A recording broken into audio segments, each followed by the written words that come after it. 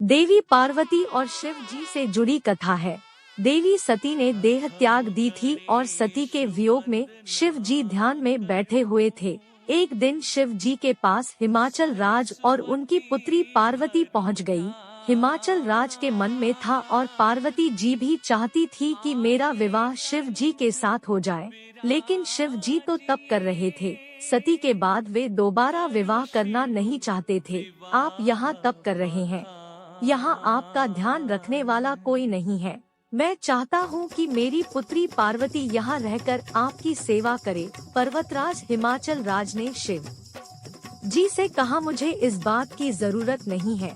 महिला की वजह से ध्यान, वैराग्य, तप बिगड़ जाता है।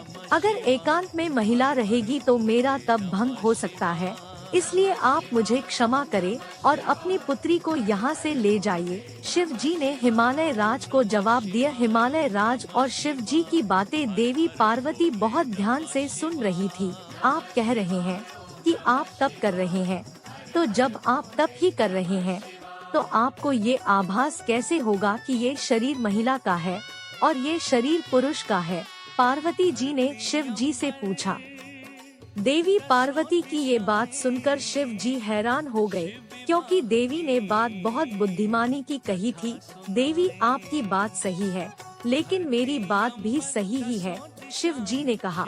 इसके बाद शिव जी ने हिमाचल राज से कहा कि आप चाहे तो समय पर कुछ देर के लिए देवी पार्वती यहाँ आ सकती है और यहाँ की व्यवस्था सुधार कर वापस लौट जाएं।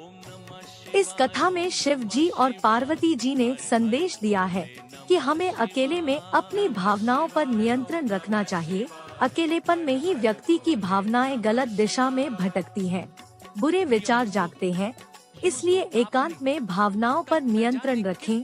जो लोग पूजा पाठ, तप और ध्यान करते हैं, उन्हें पूरी तरह एकाग्रता के साथ डूबकर ये काम करना चाहिए, तभी मन गलत दिशा में नहीं भटकेगा।